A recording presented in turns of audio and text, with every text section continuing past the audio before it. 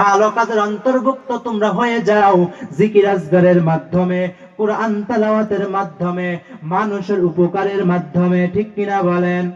আরে নবীর উম্মতের দল, 2 নাম্বার লাগবে আমল। যে বান্দা বান্দি আমলের মধ্যে লিপ্ত হবেন না, আপনারা এখানে যারা বসে আছেন কলম দিয়ে কাগজের মধ্যে লিখে নেন, ইমাম সাহেবের বলা লাগবে না, হুজুরের বলা লাগবে না, আপনি জান্নাতি না জাহান্নামী আপনি নিজে নিজে বিশ্লেষণ করতে পারবেন, আপনি জান্নাতি না জাহান্নামী। জান্নাতি হতে হলে 4 গুণ, তার মধ্যে 1 নাম্বার কি বললাম?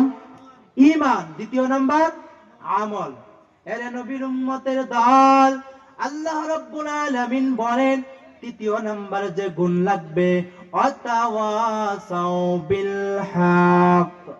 আল্লাহ রাব্বুল আলামিন বলেন 3 নাম্বার যে গুণটা লাগবে, হে বান্দা তোমরা শুনে নাও, তুমি যখন নিজে আমল করতেছ, অন্যজনকে আমলের সুযোগ করে দাও। তুমি যেরকম কোরআনের বিশ্লেষণ জেনেছ, অন্যজনকে জানানোর সুযোগ করে দাও। তুমি যেরকম সত্য অন্বেষণ করেছ, অপর মানুষদেরকেও সত্য প্রচার করে দাও। নাকি শুধু সত্য প্রচার করবে ইমাম সাহেব আর হুজুররা, তাবলীগওয়ালারা? নাকি আমাদের সবার জান্নাতে যাওয়া সবারই প্রয়োজন কিনা বলেন? আরে নবীর উম্মতের দল, তুমি কোরআনের নিয়ামত জেনেছ, তুমি কোরআনের সুন্দর সুন্দর ঘটনা জেনেছ, তুমি নামাজের হুকুম জেনেছ, বান্দা তুমি অপরের কাছে এটা প্রচার করে দাও।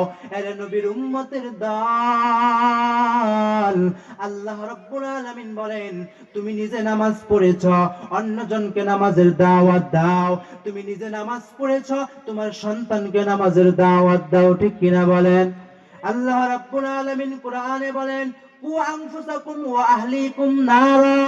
এ বান্দা বান্দি, তোমরা